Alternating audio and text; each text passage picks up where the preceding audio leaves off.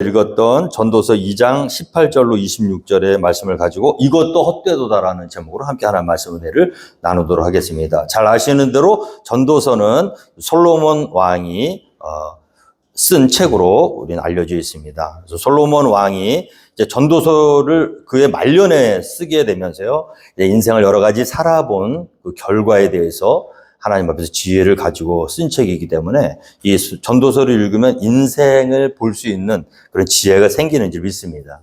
오늘 말씀에 보면 특별히 2장 18절에 이렇게 고백하고 있죠. 내가 해 아래에서 내가 한 모든 수고를 미워하였노니. 솔로몬이 인생을 어떻게 사는 사람이냐면요, 최선을 다해서 사는 사람이에요. 이 인생은 최선을 다해서 살아본 사람만이 인생에 대해서 논할 자격이 있는 줄 믿습니다. 그래서 어영부영 그냥 살면요, 인생에 대해서 아무리 오래 살아도 무엇인지 몰라요. 한 번은 최선을 다해서 자기가 불꽃처럼 자기 열정을 다해서 살아본 사람만이 인생도 관조할 수 있는지 믿습니다. 그가 인생을 잘 살았는데 어떻게 살았습니까? 여러 가지 수고를 했다는 거죠. 내가 해 아래서 내가 한 모든 수고. 어떤 수고를 했을까요? 솔로몬은요, 평안한 시대를 살았던 사람입니다. 그의 아버지 다윗은요, 힘든 삶을 살았어요. 적들이 많았습니다. 일생 동안 이 전장터에서 벗어나지 못했어요. 피가 칼이 그 집을 떠나지 않는, 매일 전쟁이에요. 젊었을 때는 사울에게 쫓기고요. 나중에 나이 먹어서는 또 아들에게 쫓기고, 이 주변에 그런 이 대적들로 하여금 계속 시달림을 당했던 사람이 아버지 다윗의 일생이었죠. 그래서 반면에 솔로몬은 어떤 시대였냐면요, 평안한 시대였습니다. 그래서 열왕기상 4장 22절에 보면요, 솔로몬의 하루의 음식물은 가는 밀가루가 30고루요, 굵은 밀가루가 60고루요, 살찐 소가 10마리요, 초장의 소가 20마리요, 양이 100마리이며 그 외에 수사슴과 노루와 암사슴과 살찐 새들이었더라. 또 이렇게 되어 있죠. 솔로몬이 그 강 건너편을 딥사에서부터 가사까지 모두 그 강 건너편의 왕을 모두 다스림으로 그가 사방에 둘린 민족과 평화를 누렸으니. 그 아버지 다윗의 시대와는 다르죠. 다윗은 계속해서 그 주변의 사방 민족과 싸움을 했지만 다윗의 그런 노력과 그런 다윗의 수고를 통해서 솔로몬 시대에는 그 사람들을 다 제압할 수 있는 힘과 능력을 가지고 있었다는 거죠. 평화를 누렸다는 거예요. 솔로몬이 사는 동안에 유다와 이스라엘이 단에서부터 브엘세바에 이르기까지 각기 포도나무 아래와 무화과 나무 아래에서 평안히 살았더라. 그가 얼마나 편하게 살았냐면요, 이 주변 민족과 싸움을 하지 않으니까 여러 가지 많은 일들을 할 수가 있었습니다. 그리고 거느리던 사람들도 엄청 많았어요. 하루의 음식물이 밀가루가 30고루, 굵은 밀가루가 60고루. 이걸 현대 이 계산으로 따지면 약 밀가루만 10톤에서 12톤. 하루에 먹는 양이에요. 그다음에 살찐 소 10마리, 초장에 풀어 기르는 소 20마리, 양이 100마리, 그 외에 수사슴과 노루와 암사슴과 살찐 새들. 이게 뭐냐면 다 하루에 솔로몬 왕이 소비해야만 했던 음식물이었던 거죠. 성경학자들이 하면 이 정도 양을 먹을 정도면요, 한 수천 명, 많게는 10,000명에 이르는 식구들이 솔로몬에게 있었다고 그러죠. 솔로몬을 중심으로 해서 그 솔로몬 왕궁을 하는 하인들, 뭐 관리들 다 포함해서. 그런 물질도 풍성했어요. 가진 것도 많았고, 그만큼 거느리는 사람도 많았고. 자, 그리고 또 평화도 있었죠. 평안도 있었죠. 그 모든 것들 가운데서 솔로몬이 무엇을 했는가 보니까 먹고 마시고 놀기만 하지 않았고, 그렇게 아버지가 물려준 그런 강대한 나라의 부국, 평안함 그 위에서 솔로몬이 또 지혜를 사랑했던 사람 아닙니까? 여러 가지 문화예술, 특별히 학문 연구에 애를 많이 썼다는 거죠. 그냥 어영부영 산 사람이 아닙니다. 솔로몬이 최선을 다해서 사는 사람이에요. 아버지가 물려준 그 모든 자산을 가지고 먹고 놀자판으로 산 게 아니라요, 그가 열심히 공부도 좋아했어요. 열왕기상 4장 32절 이하에 보면요, 그가 잠언 3,000가지를 말하였고, 잠언서를 솔로몬이 썼잖아요. 또 그의 노래는 1,005편이며, 아가서 역시 솔로몬의 노래죠. 자, 이만큼 학문 연구도 열심히 했고요. 또 그가 초목에 대하여 말하되, 이 식물에 대한 연구도 했어요. 레바논의 백향목으로부터 담에 나는 우술초까지 하고, 그가 또 짐승과 새와 기어다니는 것과 물고기에 대하여 말한지라. 동물, 식물, 과학의 모든 분야에 이르러서 그냥 편안하게 그냥 산 게 아니라 열심히 학문도 연구했고요. 그만큼 업적도 또 만들었던 사람이죠. 그래서 솔로몬 시대에는요, 이스라엘 백성이 굉장히 아주 문화가 꽃피우는 그런 시절을 살았다는 것입니다. 열왕기상 4장 30절에 보면요, 사람들이 솔로몬의 지혜를 들으러 왔으니, 이 소문이 난 거예요. 솔로몬이 그 아버지가 물려준 평화와 평안을 토대로 열심히 갈고 닦은 그 지혜를 듣기 위해서 여러분 잘 아시는 시바의 여왕도 찾아왔고요. 많은 사람들이 솔로몬의 지혜를 들으러 왔으니 이는 그의 지혜의 소문을 들은 천하 모든 왕들이 보낸 자들이더라. 강대한 나라였죠. 문화가 꽃피우던 시대였습니다. 그 가운데서 솔로몬이 또 했던 것이 무엇입니까? 참 부지런했던 사람인 것 같아요. 여러 사업을 했다고 기록되어 있습니다. 전도서 2장 4절. 오늘 우리가 읽지는 않았지만 보면 이하에 보면요, 나는 사업을 크게 하였노라. 내가 나를 위하여 집들을 짓고 포도원을 일구며. 사업을 조그맣게 한 사람이 아니에요. 크게 했던 사람입니다. 여러 동산과 과원을 만들고 그 가운데 각종 과목을 심었으며, 나를 위하여 수목을 기르는 삼림에 물을 주기 위하여 못들을 팠으며, 은금과 왕들이 소유한 보배와 여러 지방의 보배를 나를 위하여 쌓고, 또 노래하는 남녀들과 인생들이 기뻐하는 처첩들을 많이 두었노라. 무엇이든지 내 눈이 원하는 것을 내가 금하지 아니하며, 무엇이든지 내 마음이 즐거워하는 것을 내가 막지 아니하였습니다. 솔로몬은 정말 이 평안과 또 이 물질의 풍요 이런 것들을 가지고 해볼 수 있는 것은 다 해본 사람이에요. 인생을 이렇게 살아본 사람이에요. 그냥 상상 속으로만 사는 것이 아니라 내가 무엇이든지 내 눈이 원하는 것을 금하지 아니하였다. 또 무엇이든지 내 마음이 즐거워하는 것을 내가 막지 않았다. 즐거움도 한번 끝까지 가보고요. 처가 300명에 첩이 700명. 도합 합쳐서 1000명에 얼굴 하루씩만 봐도 한 3년 정도 기다려야 한번 볼까 말까요. 그만큼 풍성한, 풍요로운 그런 시대를 살았던 사람이 솔로몬입니다. 또 여러 가지 건축을 했죠. 나를 위해서 여러 집들을 짓고요. 포도원을 일구고, 과원을 만들고, 수목을 기르고, 은과 금을 또 보배들을, 여러 지방의 보배를 또 만들어서 모아서 쌓고, 노래하는 남녀들 막 그냥 문화, 막 예능 쪽을 또 개발시키고, 또 궁전도 지었잖아요. 솔로몬이 두 집, 곧 여호와의 성전과 왕궁을 20년 만에 건축하기를 마쳤다. 맨 처음에 지은 것은 여호와의 성전이었죠. 그 아버지가 짓기를 그렇게 원했지만 지을 수 없었던 하나님을 모시는 성전이 솔로몬 시대에 비로소 지어지게 된, 그 전까지는 전부 성막이었어요. 천막에서 예배를 드렸다는 거죠. 솔로몬 시대에 와서 다윗이 그렇게도 열망했던 여호와를 모시는 성전을 비로소 완공하게 되었던 것입니다. 그 성전을 완공하는 게 7년 걸렸다고 그래요. 그 다음에 성전 완공이 마치니까 자기가 살 왕궁을 또 건설했죠. 그게 13년. 두 개 합쳐서 20년 만에 그 성전과 또 왕궁을 건축했다. 열심히 살았습니다. 최선을 다해서 살았습니다. 그렇게 인생을 살은 솔로몬이 오늘 말씀을 통해서 어떻게 고백하냐면, 다 부질없다. 다 헛되더라. 내가 해 아래에서 내가 한 모든 수고를 미워하였느니 이는 내 뒤를 이을 이에게 남겨주게 됨이라. 열심히 산 건 누구예요? 솔로몬입니다.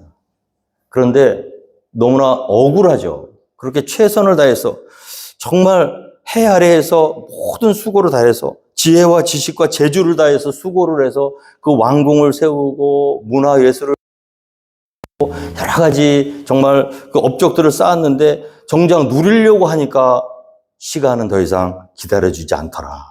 너무 억울한 거예요. 고생은 내가 다 했는데 막상 누리고 이제 그 안에서 즐기려고 하니까 시간이 기다려주지 않더라는 거죠. 인생에 살아보니까 그렇더라고요. 우리가 조금 더 나중에 뭘 해야지, 나중에 좀 어느 정도까지 만들어 놓으면 그 다음에 내가 즐길 거야, 누릴 거야, 그러다가 어떻게 되죠? 막상 우리가 이루어 놓은 것을 누리고 또 즐기려고 하면은 시간은 더 이상 기다려주지 않는다는 거죠. 그러니까 지혜로운 사람은 어떤 사람입니까? 그때그때 찾아 쓸 수 있는 사람. 돈을 쌓아놓고 나중에 찾아 써야지 하면은 한나라 갈 때까지 자기가 수고했던 그런 모든 일들을 누리지 못하는 결과가 생긴다는 거예요. 전도서 1장 3절에 해 아래에서 수고하는 모든 수고가 사람에게 무엇이 유익한가? 한 세대는 가고 한 세대는 오되 땅은 영원히 있도다. 그만큼 우리의 인생이요 정말 부질없는 것이 우리 인생이라는 거예요. 살아본 사람, 모든 것을 가져본 사람이 지금 하는 고백입니다. 자, 내가 해 아래에서 내가 한 모든 수고를 비워하였노니 이는 내 뒤를 이을 이에게 남겨주게 됩니다. 내가 열심히 노력해서 일궈놓은 것을 내 자녀에게 남겨주는 게 아까워서가 아닙니다. 잘못된 마음으로 내가 고생해서 이렇게 이룬 것을 내 자녀가 누리니까 배가 아파서가 아니에요. 무엇입니까? 그렇게 애타게 수고하고 땀 흘려서 했던 것을 정작 자기가 고생하고 힘들어서 쌓았던 그 모든 것을 누리려고 하니까 시간이 기다려주지 않는다는 거에 대한 인생을 돌아보면서 솔로몬이 깨달은 지혜이죠. 역사에 보면요, 솔로몬의 아들은 르호보암이었습니다. 근데 그가 지혜로운 사람이 아니었어요. 오늘 19절 말씀에 솔로몬이 이렇게 기록하고 있죠. 그 사람이 지혜자일지 우매자일지야 누가 알랴마는. 자기의 아들을 두고 하는 얘기예요. 그가 잘할지 못할지는 지금은 몰라요. 지금은 잘한다고 하죠. 아버지 걱정하지 마세요. 내가 아버지의 뒤를 위해서 이 나라를 계속 부강한 나라로 잘 만들겠습니다. 그렇게 말은 하죠. 근데 막상 현실이 아버지가 없어지고 나서 자기가 이 나라를 통치할 때는 실력은 그때 드러나는 거거든요. 지금 아무리 잘한다고 큰 소리 쳐봐야 소용이 없는 거예요. 역사는 어떻게 가르쳐 있습니까? 그 르호보암이라는 왕이 솔로몬만큼 못했어요. 못해도 한참 못했죠. 결국 아버지가 쌓아놓은 그 모든 부와 명예를 다 산산이 그냥 빼앗기게 되고 그 나라는 두 개로 갈라지고 굉장히 어리석은 그 왕으로서 르호보암이 기록되고 있다는 거죠. 솔로몬은 아마 그걸 느꼈다는 모양이에요. 그 사람이 지혜자라면 좀 나아요.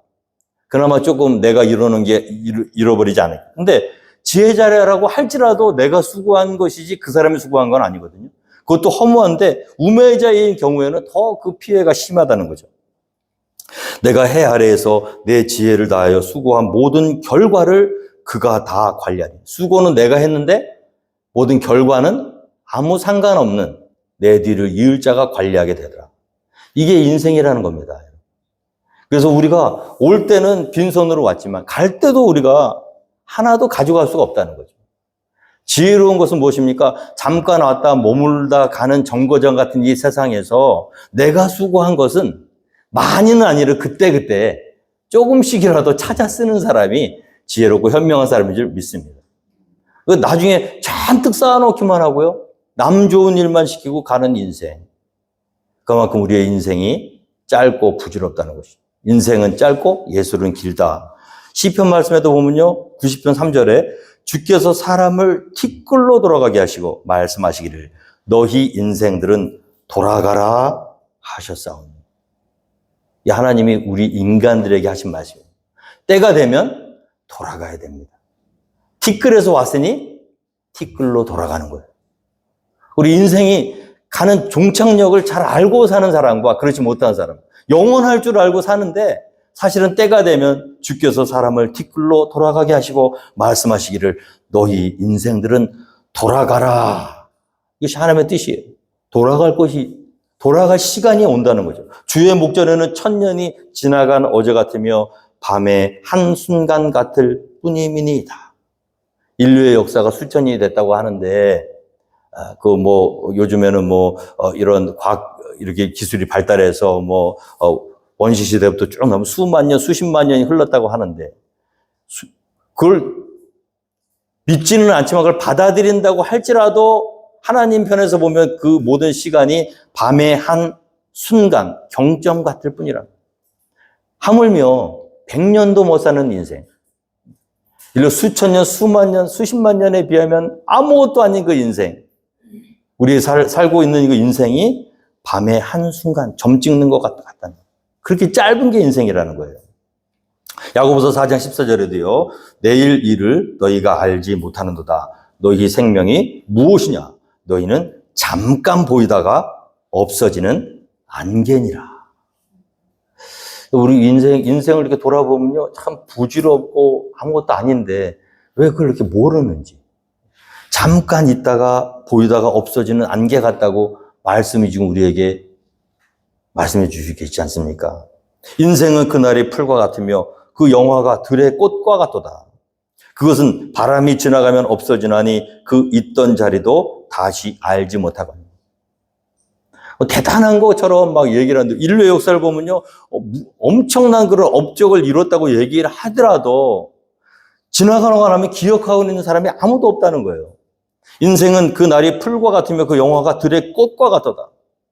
그것이 바람이 지나가면 없어지나니 그 있던 자리도 다시 알지 못하고. 내가 어디에서 났고 어떻게 피었다가 어떻게 졌는지 흔적도 없어지는 게 우리 인생이라는 거예요. 산개가 죽은 이 고관들보다 낫다는 말씀도 있지 않습니까? 정말 부질없는 것이 우리의 인생이고 성경은 계속해서 그런 말씀합니다. 시편 90편 10절에도 우리의 연수가 70이요 강건하면 80이라도 그 연수의 자랑은 수고와 슬픔뿐이요 신속히 가니 우리가 날아가나이다. 제가 이번에 청례를 3년 만에 참석을 했거든요. 근데 3년 전에 저와 교제를 나눴던 목사님이 우리 교단에서 가장 연세가 많으신 목사님이셨습니다. 원천호 목사님이라고 지금 조지아에서 목회하고 계신데요. 네. 머리가 그때도 하얘졌는데 지금 더 하얘지셨어요. 사모님은 잘 걷지도 못하시는데 지팡이 하나 들고 오셨더라고요. 그래서 저랑 같이 식사를 하면서 이런저런 말씀을 나누는데 우리 총회 진행하시는 그런 위원 목사님들이 오셔가지고 이 목사님을 따로 모셔서 이제 식사를 할 수 있도록 만드셨다는 그 자리를. 근데 그 자리가 어떤 자리냐면 은퇴하신 목사님들이 앉아서 식사하시는 자리거든요. 다 거기 보면 머리가 희끗희끗해서 완전히 백발이 되신 목사님 사모님들 앉아 계신 테이블이에요. 이 원천호 목사님이 저랑 같이 식사를 딱 하시다 말고 우리 그 진행위원 목사님 오셔서 목사님 저쪽에 따로 은퇴하신 목사님들이 자리가 마련되어 있으니까 가시죠 그랬더니 이 목사님이 갑자기 숟가락을 딱 놓으시면서 나 아직 현역일세. 83세 되죠. 오, 멋있더라고요. 그러면서 죽으면 끝날 인생. 은퇴가 어딨냐는 거예요. 목회자가 은퇴가 어딨어. 하나님 부를 때까지 말씀 전하고 증거해야지. 그래서 저랑 같이 끝까지 식사하셨어요. 그 모습을 보면서, 그 3년 전과 올해 또 봤는데 안 돌아가셨더라고, 아직. 근데 그만큼 시간이 빨리 가고요. 그 젊었을 때 그 이야기를 다 해주시는데, 목회를 하시는 이야기를 하시는데, 순식간에 지나간다는 거예요. 이렇게 백발이 될 줄 몰랐대, 자기가. 그러니까, 우리의 그 연수의 자랑은 수고와 슬픔뿐이요 신속히 가니 우리가 날아가나이다. 오늘 이 솔로몬이 이렇게 수고해서요, 정말 최선을 다해서 살았는데 결론이 뭐냐면, 사람이 해 아래에서 행하는 모든 수고와 마음에 애쓰는 것이 무슨 소득이 있으랴. 영원히 누릴 것 같은 자기가 이뤄놓은 모든 업적들이 물거품처럼 사라져버리고 일평생에 근심하며 수고하는 것이 슬픔뿐이라. 그의 마음이 밤에도 쉬지 못하나니 이것도 헛되도다. 밤에 잠도 잘 못 자고 먹을 것도 못 먹고 무엇을 위해서 이렇게 살아왔던가. 내가 누리지도 못할 것. 그러니까 이제 노년이 되어서 자기 열심히 치열하게 살아왔던 인생을 돌아보면서 내가 열심히는 살아서 잘했지만 많은 것을 남들이 이뤄놓지 못할 업적도 많이 이뤄놨지만 사실 돌아보니까 참 부질없다. 그렇게 열심히 내가 수고해서 노력했던 모든 것들이 내가 누려야 되는데 아무 상관도 없는 사람이 내가 그 피땀 흘려 세운 그 모든 것을 다 관리하고 그가 잘못하면 또 다 무너지고. 그러면서 어떻게 말씀합니까? 정말 지혜로운 말씀. 24절. 사람이 먹고 마시며 수고하는 것보다 그의 마음을 더 기쁘게 하는 것은 없나니 내가 이것도 본즉 하나님의 손에서 나오는 것이로다. 인생 살아보니까요, 다른 거 없더라고. 먹는 것과 마시는 것. 그것이 우리 인간이 누릴 수 있는 최고의 복이라는 거예요. 우리가 아무리 돈이 많아도 하루에 100끼를 못 먹습니다. 그렇죠? 아무리 돈이 많아도 돈이 많으면요, 맛있는 거를 잘 모른대요.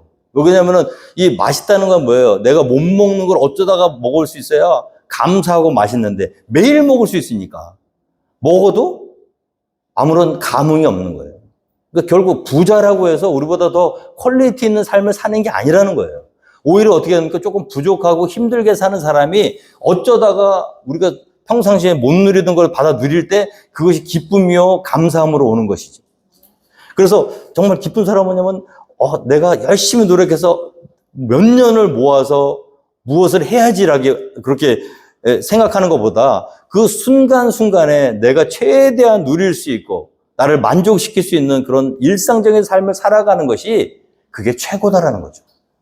오늘 전도서 말씀을 통해서 사람이 그렇게 열심히 했는데 이런 아름다운 궁전을 다 져놓고 남들이 도저히 따라올 수 없는 업적을 세워놨는데 다 필요 없다라는 거예요. 정말 필요한 건 뭐냐면 정작 필요한 것은 내가 오늘 한 끼 목마를 때 마시고 배고플 때 먹는 이 하나님이 주시는 이 일상을 누릴 수 있는 이 삶, 이것이 정말 감사합니다. 그런데 돌아보니까 어떻게 고백하냐면요. 사람이 먹고 마시며 수고하는 것보다 그의 마음을 더 기쁘게 하는 것은 없나니 그러나 내가 이것도 본즉 하나님의 손에서 나오는 것이로다. 내가 열심히 산다고요? 내가 그럼 지금부터 내가 누려야지 하면서 막 이기적인 마음으로 막 나만을 위해서 산다고 그래서 그 기쁨을 누릴 수 있는 게 아니야. 하나님이 허락해 주셔야 된다는 거예요. 이것이 하나님의 손에서 나오는 거죠. 일상의 기쁨. 먹고 즐기는 일을 누가 나보다 더 해보았으랴. 솔로몬처럼 이렇게 정말 최고의 끝자락까지 올라가 본 사람은 없잖아요. 그 누구보다도 풍요롭고 풍족한 삶을 살았는데 결론이 뭐예요? 그렇게 살아도 허무하다라는 거죠. 오늘 말씀에 보면요. 시편 39편 4절 이하에 여호와여 나의 종말과 연한이 언제까지인지 알게 하사 내가 나의 연약함을 알게 하소서. 우리가 기도해야 되는데 어떤 기도를 해야 되냐면요. 나의 연약함을 알 수 있게 해달라고 기도해야 된다고 시편 기자는 가르치고 있는 것입니다. 우리는 약해요. 근데 그걸 모르고 사는 거예요. 나의 종말과 연한이 언제까지인지 알려주시옵소서. 그래서 내가 깨달아야 될 건 무엇이냐면 내가 나의 연약함을 알 수 있도록 주께서 나의 날을 한 뼘 길이만큼 되게 하심에 나의 일생이 주 앞에는 없는 것 같사오니 사람은 그가 든든히 서 있는 때에도 진실로 모두가 허사뿐이다. 그렇게 위대한 업적을 만들고요. 그렇게 남들이 우러러보는 그런 삶을 살았는데 주 앞에는 없는 것 같아요. 아무것도 아니라는 거예요. 진실로 각 사람은 그림자같이 다니고 헛된 일로 소란하며 재물을 쌓으나 누가 거둘는지는 알지 못하요. 내가 그렇게 먹을 거 안 먹고 입을 거 안 입고 재물을 열심히 쌓아놓고 어떤 사람은 열심히 쌓아놓는 사람이 있어요. 그게 기쁨이에요. 그래서 모으는 기쁨. 그 머니 테라피라 그러죠. 돈이 들어오면요. 막 힘이 나. 병도 안 생겨요. 쓰지도 못해. 그냥 돈이 들어오는 거가 그 자체가 힐링이에요. 근데 정작 그렇게 밤잠 안 자고 먹을 거 안 입고 모아놨는데 누리는 건 누가 누려요? 오늘 전도서 말씀 26절, 2장 26절. 하나님은 그가 기뻐하시는 자에게는 지혜와 지식과 희락을 주시나 죄인에게는 노고를 주시고 그가 모아 쌓게 하사 하나님을 기뻐하는 자에게 그가 주게 하신다. 이런 사람, 우리 인생을 가만 보면요. 열심히 쌓아놓는 사람이 있어요. 수고만 해요. 고생만 해요. 그건 축복이 아닙니다. 쌓아놓는 것으로 만족을 누리는 사람들이 있어요. 쓰지도 못하고 모으는 재미, 쌓는 재미, 든든한 거예요. 근데 돈이 아무리 많으면 뭐예요? 나를 위해서 한 푼도 쓰지 못하고 다 남 좋은 일만 시켜요. 어떤 사람은요, 그렇게 인생을 치열하게 살지 않았는데 때가 되니까 어떻게 해요? 이 죄인이 먹을 거 안 먹고 입을 거 안 입으면서 열심히 모아놓은 그 죄인이 쌓아놨던 그 모든 것을 누리게 하신다는 그런 사람들이 있더라는 거예요. 어떤 삶을 사는 것이 지혜로울까요? 쓰지도 못할 것, 눈에 불을 켜고 내 욕심을 채우기 위해서, 내 만족을 위해서 헛된 수고를 하며 일생을 보낼 것인가? 아니면 늘 하나님 앞에서 우리의 연한, 우리의 약함을 깨닫고 물거품처럼 없어질 것을 위해서 하나님 주신 소중한 일상을 누리지 못하고 그렇게 살아가는 것이 아니라 늘 하나님 앞에서 겸손하게 하나님을 기뻐하며, 오늘 보면 하나님은 그가 기뻐하시는 자에게 지혜와 지식과 희락을 주신다 그랬어요. 희락도요, 우리가 돈이 많다고 능력이 있다고 기쁨을 누릴 수 있는 게 아니더라고요. 하나님이 주셔야 누릴 수 있는 거예요. 통장에 잔고가 없어도요, 기쁘게 살 수 있는 사람이 있어요. 하나님이 그 마음에 평안함을 주시고 기쁨, 희락을 주시면 기쁘게 살 수가 있는 줄 믿습니다. 하나도 걱정이 안 되는 거예요. 제가 이번에 여행을 가면서 또 느낀 게, 여행은 정말 유익한 것 같아요. 한 번씩 이렇게 다녀오셔야 돼요.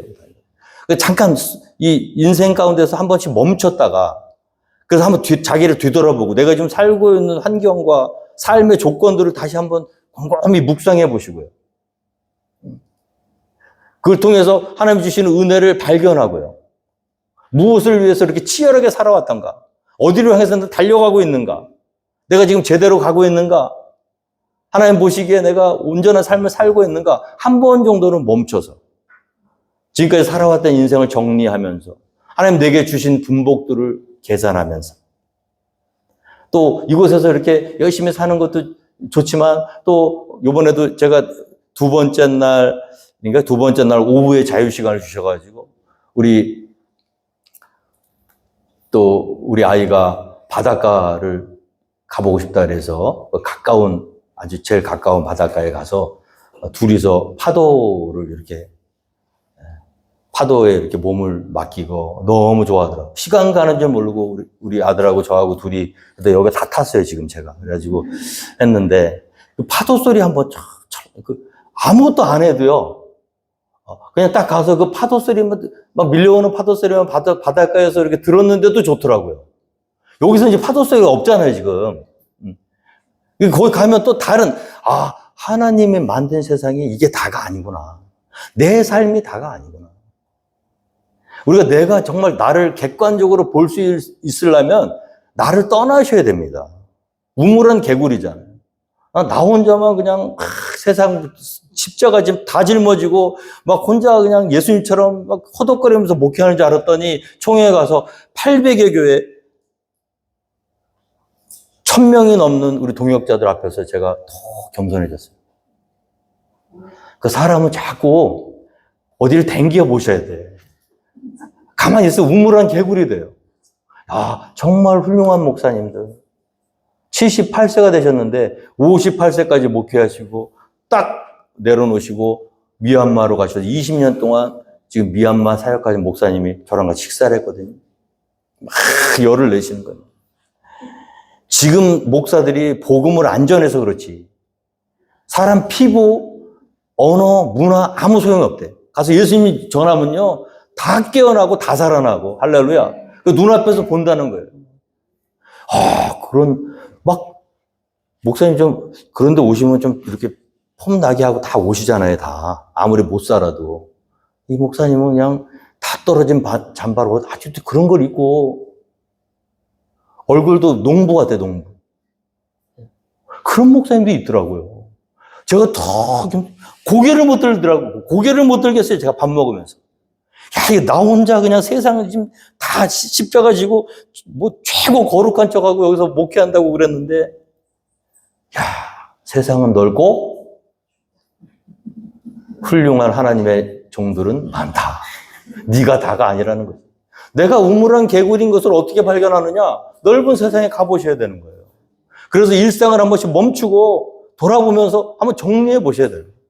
내가 정말 그렇게 억울한 인생을 살고 있는가? 아니면 하나님 주신 넘치는 은혜 가운데 살고 있는가?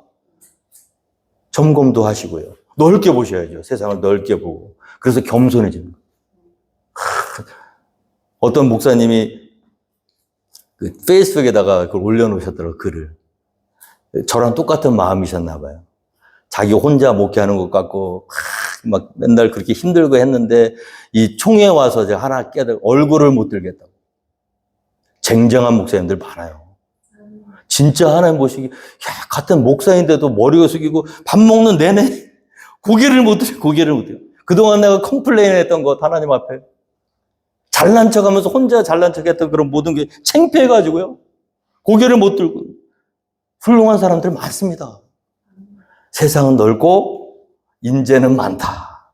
그런데 그런 시간을 갖지 못하면, 나 자신에 대해서 객관적인 평가를 내릴 시간을 갖지 못하면 내내 우물한 개구리로 사는 거예요. 우리 미주 한인 침례교회가 총회가 정말 유익합니다. 그곳에 가서 우리는 우리의 연약함을 발견하고요. 하나님이 내게 주신 기쁨도 또 더 감사하고, 제가 정말 감사한 건 뭐냐면 항상 돌아올 때 감사해요. 여행은 언제 제일 좋아요? 아니죠. 떠나기 전날 설레고 제일 좋고, 더 좋은 건 집에 올 때. 집에 올 때 좋은 거예요. 제가 이렇게 오는데 뭐가 좋으냐면요. 여러분, 저는 우리 교회가 너무 감사했어요. 큰 교회도 많거든요. 멋진 목사님들도 많고, 성도님들 많고, 그런데 제 마음이 어떠면, 우리 교회는 뭔가 이상하게 가족 같은 마음이 있어요. 저는 그게 너무 감사했어요. 나를 기다려주는 사람들. 못났지만 저보다 훌륭한 목사님들 많아요. 제가 이번에 가서 정말 느낀 거예요. 여러분들한테 죄송하더라고. 내가 더 열심히 해야겠다. 더 겸손히 성도님도 섬겨야겠다. 왜냐하면 진짜 훌륭한 목사님들 많거든요. 근데 여러분들은 이곳에만 있으니까 그 목사님들 못 보니까 그냥 저를 받아주시잖아요. 그냥. 비교하면 저는요, 여기 못 껴요. 그게 감사해서, 우리 교인들 순진하게 해주셔서 감사합니다. 아무것도 모르고 그냥 내가 최고인 줄 알고 막. 설교도 저보다 훨씬 더 잘하는 거 얼마나 훌륭한 목사님들 많은데 안 들어보셨으니까 내가 최고인 줄 알고 우리 목사님 설교 좋다고 막 그러니까. 이렇게 순진한 성도님들, 이렇게 순박하고 겸손한 성도님들, 서로 주님 안에서 서로 마음과 마음이 연결되어 있어갖고 제가 더 기쁜 게 뭐냐면 돌아갈 곳이 있다는 거예요. 나를 기다려주는 사람들, 같은 믿음 안에서 한솥밥을 먹으면서 잘났든 못났든 돌아갈 곳, 함께 할 사람들 떠나봐야 아는 거예요. 여기만 계속 있으면 그게 감사가 아니라 자꾸 컴플레인이 된다니까요. 안 좋은 것만 보여요. 그래도 한번 나갔다 오면 그동안에 내가 누리고 있었던 게 이게 감사구나. 귀한 분들이구나. 저는 강력 추천드립니다. 한 번씩은 한번 떠나셔서요. 내가 살고 있는 것을 객관적으로 점검하시고 하나님이 내게 무엇을 주셨는지, 무엇을 감사해야 될지 한번 돌아보시고요. 그래서 정말 지혜로운 사람은 어떤 사람입니까? 진실로 각 사람은 주여 이제 내가 무엇을 바라리요? 나의 소망은 주께 있나이다. 이 세상 이렇게 살아도 이것도 헛되도다. 잘 먹고 잘 사는 게 우리의 목표는 아닙니다. 그렇죠? 오늘 보니까 전도서 기자가 이렇게 고백합니다. 자, 그가 모아 쌓게 하사 하나님을 기뻐하시는 자에게 그가 주게 하시지만 이것도 헛되어 바람을 잡는 것이다. 아무리 잘 먹으면 뭐합니까? 아무리 잘 살면 뭐합니까? 이 땅에서 우리가 예수님 잘 믿고 하나님 주신 축복으로 잘 살아도 영원하지는 않다는 거예요. 부질없다는 거예요. 그렇다고 못 살 필요는 없죠. 이왕이면 하나님을 기뻐하고 하나님께 정말 신앙생활 잘해서 이 물질의 축복도 받고 건강한 평안도 받고 그래서 육신적인 삶을 잘 사는 게 좋겠죠. 그러나 그것이 다는 아니라는 거예요. 그렇게 살아봤던 솔로몬의 고백입니다. 이것도 결국에는 뭐예요? 헛된 거예요. 밤에 한 경전같이 지나 없어져. 우리가 정말 소망하고 바라는 것이 이 땅의 것이라면 아무리 잘 살아도 허무합니다. 그러나 우리는 영원한 하늘나라, 없어지지 않을 그 천국을 우리 가운데 마음에 새기고 살기 때문에 때로는 우리의 삶이 힘들고 어려워도 이 세상에 빼앗을 수 없는 평안과 기쁨을 누리면서 살 수 있는 것이 바로 하나님의 자녀들이에요.